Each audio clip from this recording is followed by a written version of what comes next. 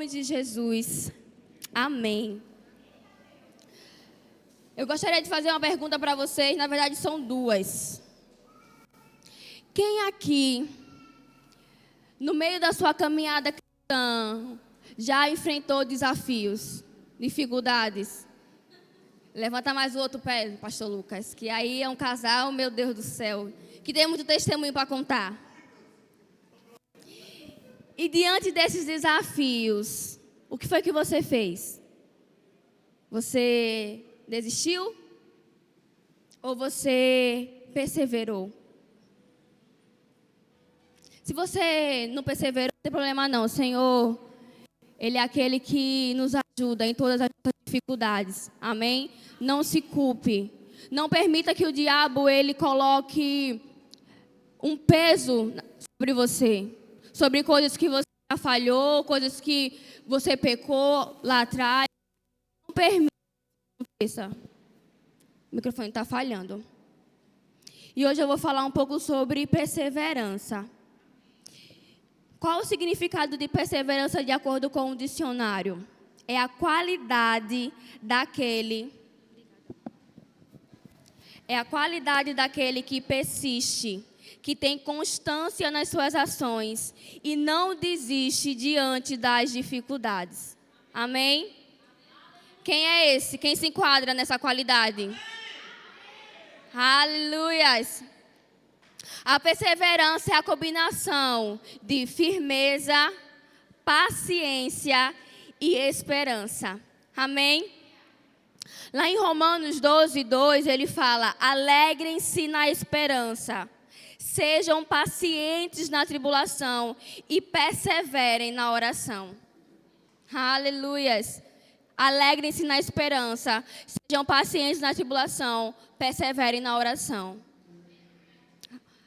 A perseverança é uma característica da vida cristã. Não há como nós andarmos com Deus se nós não somos perseverantes, se nós somos vacilantes. Nós não conseguimos alcançar os objetivos, não conseguimos viver o propósito que Deus chamou para nós na nossa vida. E eu queria que vocês abrissem lá em Tiago.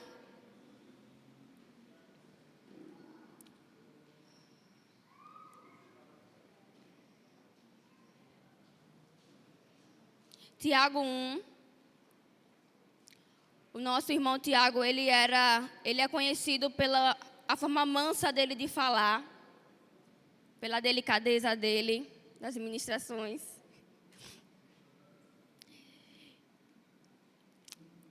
O contexto que Tiago ele foi escrito, ele fala que as 12 tribos tinham sido dispersas.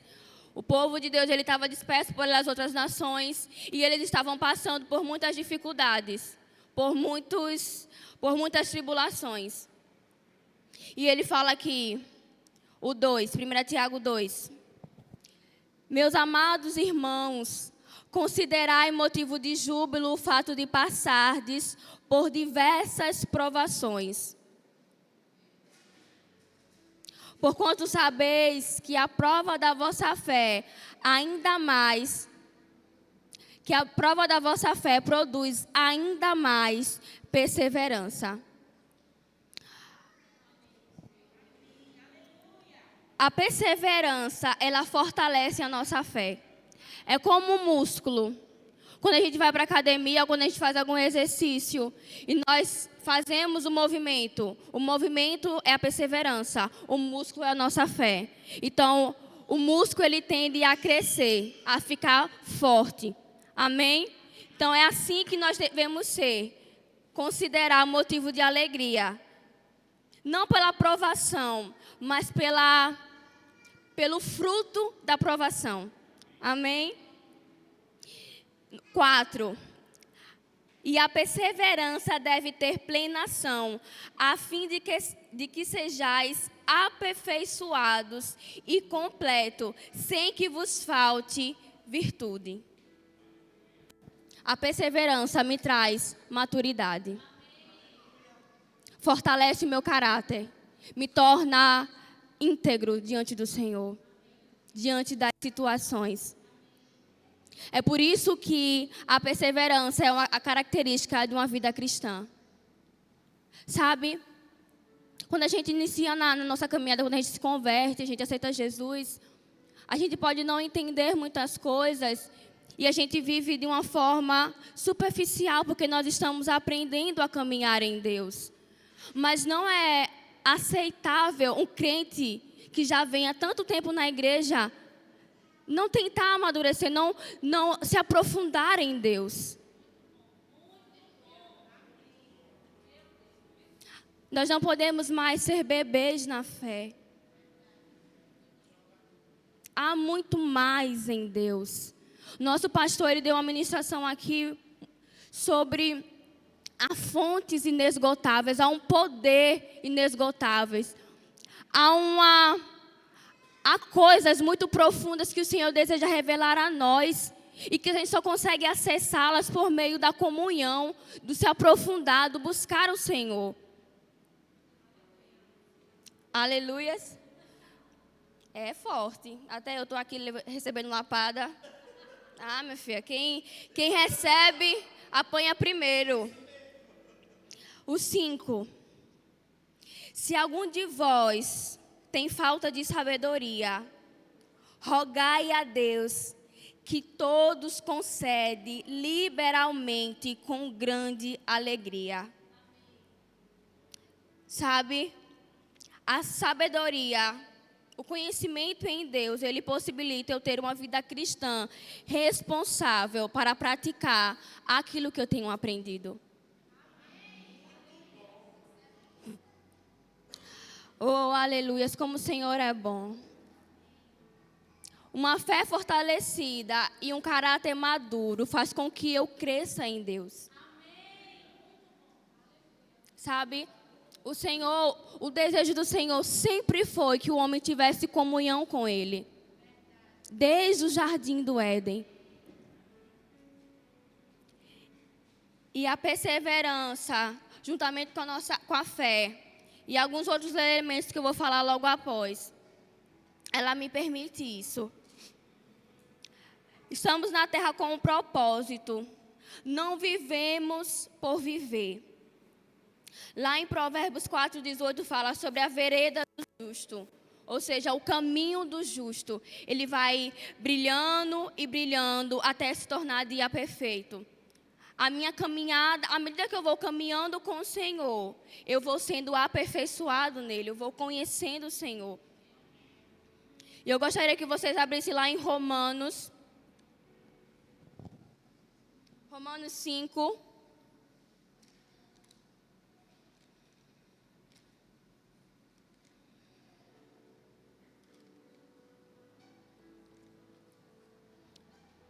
Cinco, 1.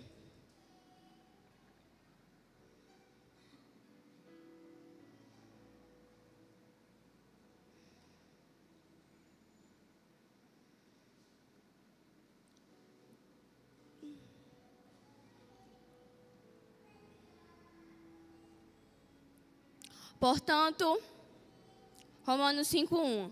Portanto, havendo sido justificados pela fé, temos paz com Deus por meio do nosso Senhor Jesus Cristo, por intermédio de quem obtivemos pleno acesso pela fé.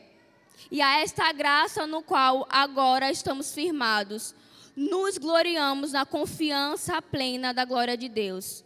Mas não somente isso, como também nos gloriamos nas tribulações, porque aprendemos que a tribulação, produz perseverança. Foi por isso que Tiago ele disse: se alegre na provação. Porque essa tribulação, ela me produz perseverança.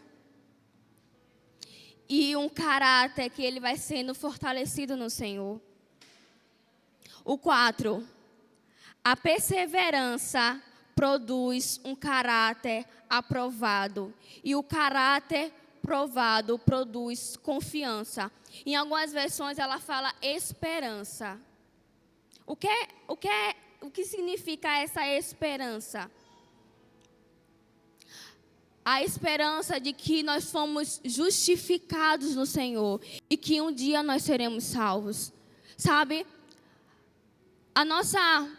logicamente falando, nós não fomos salvos ainda, mas nós cremos pela fé que o Senhor nos salvou.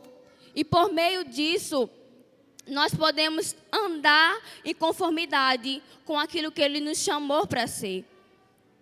Existe um ditado que fala assim: a esperança é a última que morre, mas a primeira que mata. Num dia de dificuldade, às vezes é difícil crer. E eu quero trazer um ponto aqui, para que fique bem claro isso. A provação, ela não vem do Senhor, amém? A tribulação, ela não vem do Senhor. A Bíblia fala que toda boa dádiva, todo dom perfeito vem do alto, do Pai das luzes. Amém? A Bíblia fala também que no mundo tereis aflição, mas tem de bom ânimo. Eu venci. Ele já venceu. Ele já venceu.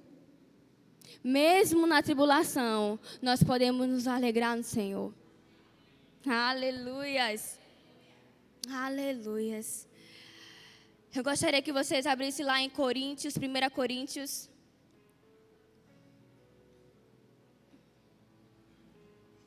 Primeira Coríntios 1.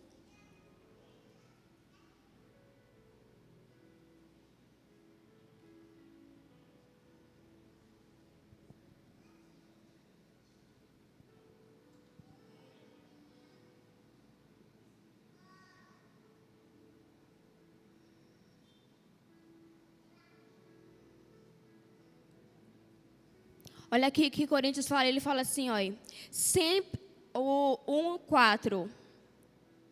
Sempre dou graças a Deus por vós, pela graça de Deus que vos foi concedida por Ele em Cristo Jesus, pois fostes enriquecido nele em toda a palavra e em todo o conhecimento, porquanto o testemunho de Cristo foi confirmado em vós.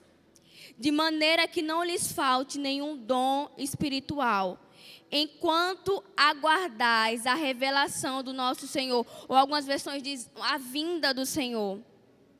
Ele os conservará firmes até o fim, de modo que sereis irrepreensíveis no dia do nosso Senhor Jesus Cristo. Quem nos mantém de pé é o Senhor. Quem nos mantém firme é o Senhor. Você não está lutando sozinho. Você não está desamparado. Você não está abandonado. Mesmo que a sua alma, ela queira dizer, que a nossa alma, ela gosta de dizer algumas coisinhas para nós. Mas cabe a nós colocar ela no lugar dela. E nem a nossa alma só não, viu? Tem a carne. Que de vez em quando ela aparece com as coisinhas também. E a gente tem que esmurrar a nossa carne, trazer ela para a servidão de Cristo, colocar ela no lugar dela. Como é que eu posso fazer isso? Me enchendo da palavra. Sabe? Imposição de mãos é uma bênção. Um abraço no dia mal também é uma bênção. Mas sabe o que nos sustenta? É a palavra. As demais coisas, elas só são um complemento. Amém? E o que fazer quando o dia mal chega? Porque às vezes ele chega com força. Para arrebentar mesmo com tudo. E a gente se encontra abatido, a nossa fé parece que é fraca, parece que tudo que a gente está fazendo não é suficiente. A gente se sente tão frustrado. Parece que as escolhas que a gente fez lá atrás nos levaram a lugar algum, a nenhum, lugar nenhum. E aí? E agora? Eu vou ler agora 2 Coríntios, ele vai te responder. 2 Coríntios 4:8.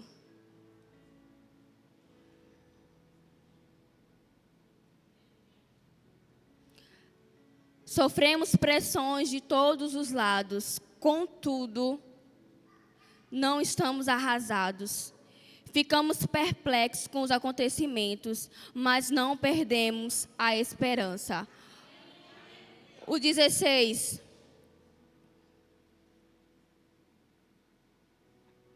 Porquanto não desanimamos, ainda que o nosso exterior esteja desgastado, o nosso interior está em plena renovação, dia após dia. Pois as nossas aflições, leves e passageiras, estão produzindo para nós uma glória incomparável, de valor eterno. Assim, fixamos os nossos olhos não naquilo que se pode enxergar, mas nos elementos que não são vistos, pois os visíveis são temporais, ao passo que os que não se vê são eternos. Há uma recompensa na perseverança. Há um galardão no Senhor. Não há nada que a gente faça para o Senhor, não há nada que a gente deixe, largue, e o Senhor, Ele não multiplique, o Senhor não nos abençoe em dobro, não há como. O Senhor, Ele é muito generoso. Esse é o nosso Pai. Esse é o nosso Pai. Oh, aleluias. Eu escrevi assim: aqueles que nasceram de Deus têm a capacidade sobrenatural de continuar se levantando, não importando quantas vezes eles caiam. Há uma graça disponível para te sustentar no seu dia mal, um poder disponível para os filhos de Deus. Oh, você sabe quem você é em Deus? Isso tem que estar enraizado em você. Tem que estar grudado em você, essa consciência de quem você é em Cristo. E agora eu vou explanar um pouquinho daquilo que nós somos em Deus. Abra lá em Romanos 8:35. Oh, aleluias. O Senhor é bom.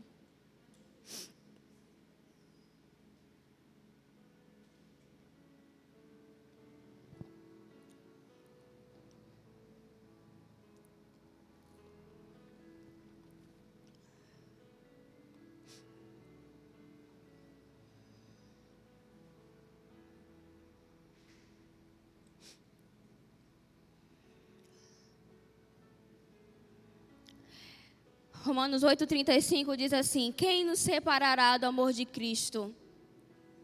Será a tribulação, ou a ansiedade, ou a perseguição, ou a fome, ou a nudez, ou o perigo, ou a espada? Como está escrito, por amor de ti, somos entregues à morte todos os dias. Fomos considerados como ovelhas para o matadouro. Contudo, em todas as coisas, somos mais que vencedores, por meio daquele que nos amou. E, gente, esse livro é maravilhoso, certo? E nesse livro, Rick Renner, ele gosta muito de trazer o significado das palavras, no grego. E aqui ele fala sobre a expressão mais que vencedor. A primeira parte da expressão mais que, ela tem origem no grego, que vem da palavra uper, H-U-P-R-E-R, uper, que significa maior, supremo, mais do que páreo para, máximo, mais alto. Eu vou ler o 37 de novo. Contudo, em todas as coisas somos mais que vencedores, por meio daquele que nos amou. E a palavra vencedor, ela vem com a expressão nikos. A palavra nikos, que é em grego. Nikos, nikos. Um conquistador, um campeão, um vitorioso. A expressão junta, ela significa vencedores, avassaladores, vencedores supremos, vencedores enormes. Esse é quem somos. Aleluias! Sabe, não há nada que possa fazer nos parar quando nós estamos em Deus, fixados no Senhor. Não permita que as coisas desse mundo roubem de você os seus valores, os seus princípios. Sabe, a Bíblia fala, não vos amoldeis ao padrão deste mundo. Quando eu não busco ao Senhor, eu não vou ter consciência dessas coisas.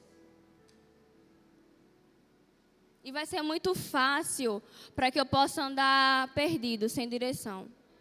Sabe? Nós não fomos chamados para viver uma vida sem direção.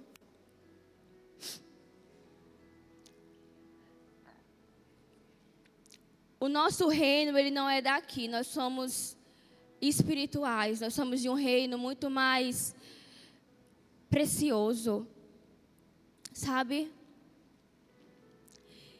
Como é que podemos colocar em prática a perseverança?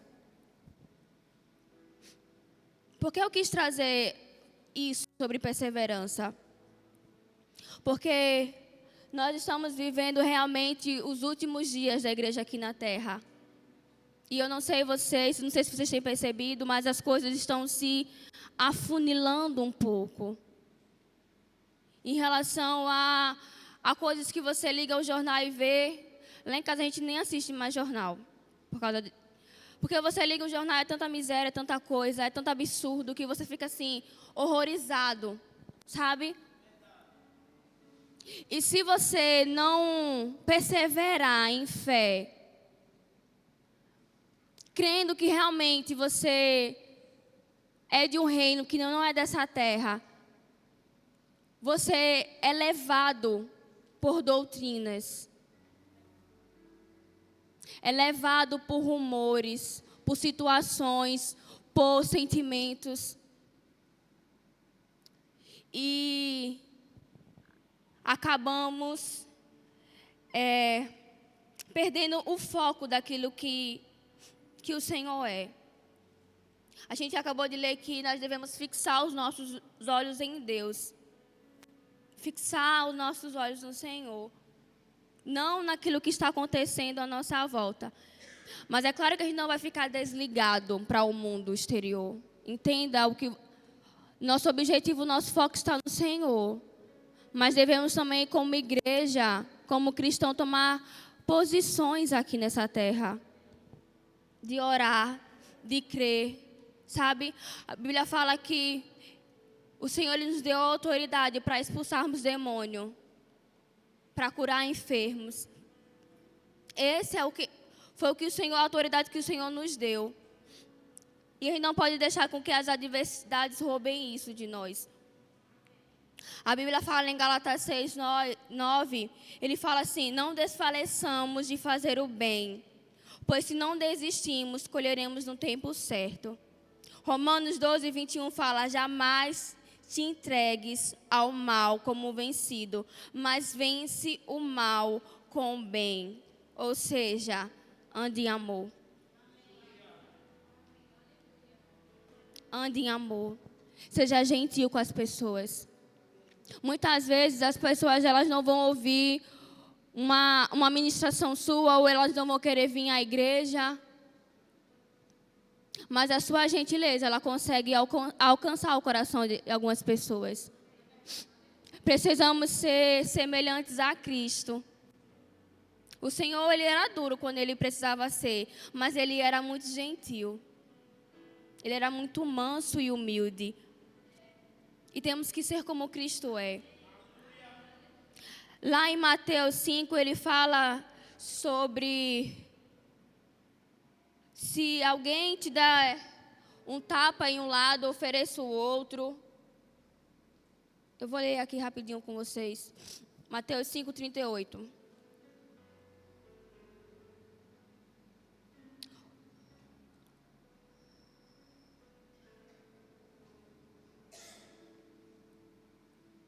(39) 5:39. Porém vos digo, não resistais ao perverso, mas se alguém te ofender com um tapa na face direita, volta-lhe também a outra. E se alguém quiser processar-te e tirar-te a túnica, deixa que leve também a capa. Assim que alguém te forçar a andar 1 milha, vai com ele 2. Sabe, a Bíblia, essa passagem, ela traz um conceito sobre perdão, sobre generosidade, sobre andar em amor. É claro que ninguém aqui é besta, gente. Às vezes as pessoas acham que cristão é besta, não é isso. Mas é sobre a gente ser como Cristo é. Sabe?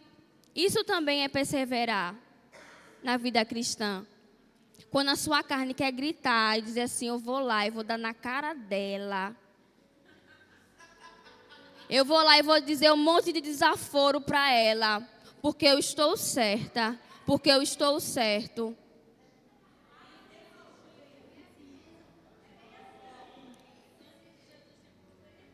E aí a gente tem que colocar a nossa carne no lugar. Um caráter amadurecido no Senhor. Ele coloca as emoções dele no lugar. Ei, não é assim. Não é assim. Domínio próprio. Os frutos do Espírito sendo exercidos. Tenha uma vida de oração. Ande em amor. Seja gentil. Congregue. Congregar faz parte da vida cristã. Tem umas teologias dizendo que você pode ficar em casa e você não precisa ir para a igreja, só assistir o culto online. Sabe? Isso aí não é de Deus não, viu? É do capeta. Sabe? A sua faculdade, o seu trabalho, não pode roubar o seu tempo de congregar. Eu sei que às vezes a gente tem uma rotina muito corrida, passa o dia todo fora, quer chegar em casa, tomar um banho, comer, deitar no sofá. Às vezes não é nem dormir, é só deitar no sofá e relaxar o corpo. Mas quando nós viemos à igreja, mesmo cansado, sempre há um renovo do Senhor. Sempre há alguma coisa que nós precisamos. Eu lembro de muitas vezes que eu vim e eu ouvi uma ministração que era como... Que era não, né? Foi o próprio o Senhor mesmo. Algo específico que uns dias depois eu precisei daquilo. Se eu não tivesse aquele depósito, ouvido aquela ministração, ouvido aquela orientação, provavelmente eu teria fraquejado. Por isso que é tão importante congregar. Nós somos edificados como corpo, nós crescemos. Às vezes a gente não vai muito com a cara do irmão ou da irmã. É verdade. Mas aí é bom que a gente também coloque a nossa carne no lugar. Sabe?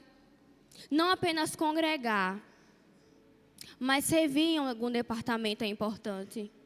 Faça algo para o Senhor. Faça algo para o Senhor. Sabe? O congregar não é apenas suficiente. Você tem que fazer algo para o Senhor. Dedique tempo da sua vida para servir ao Senhor. Quanto é que Ele tem feito por você? É uma forma de retribuir a Ele. E eu queria finalizar dizendo que... Dizendo não, eu vou ler 1 Coríntios 9.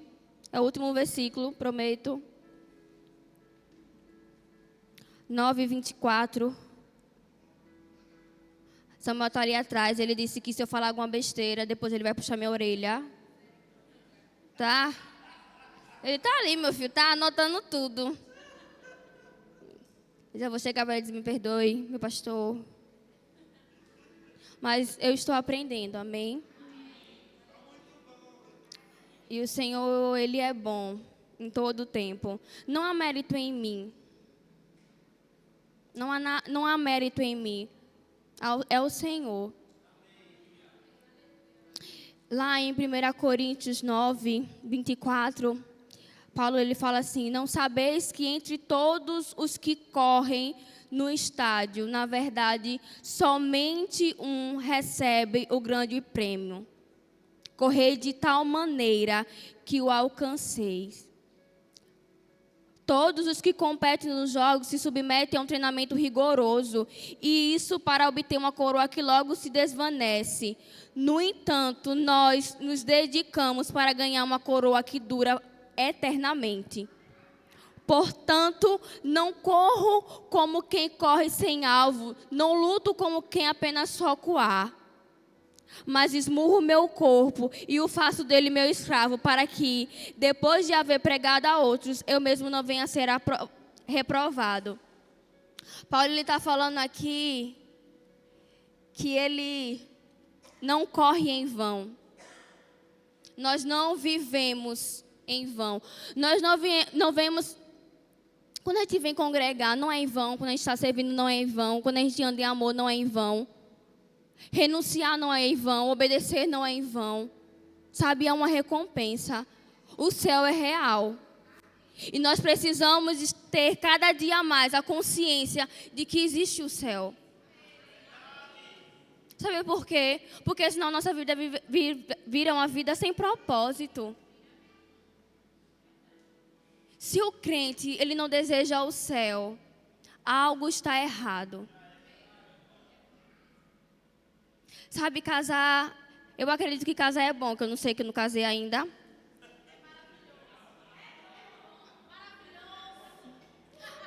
Mas não se compara aos céus. Será que... Eu já ouvi algumas pessoas dizendo assim, Senhor, não vote antes de eu casar. Mas você está disposto a dizer assim, Senhor, eu quero muito casar, mas mesmo que eu não case, se o Senhor estiver vindo, já estou alegre já. Minha alma já regozija no Senhor. O nosso foco tem que ser esse.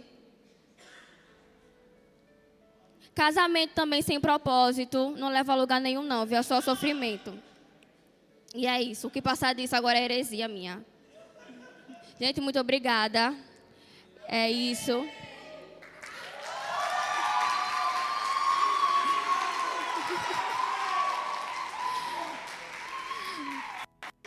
Muito obrigada. Espero que vocês tenham recebido. Mas se vocês não receberam, aí eu não posso fazer nada. Gente, foi bom demais, não foi? Excelente. Deus continue te usando mais e mais, viu? Se prepare que Ele vai usar mais. O louvor pode vir. Eita glória.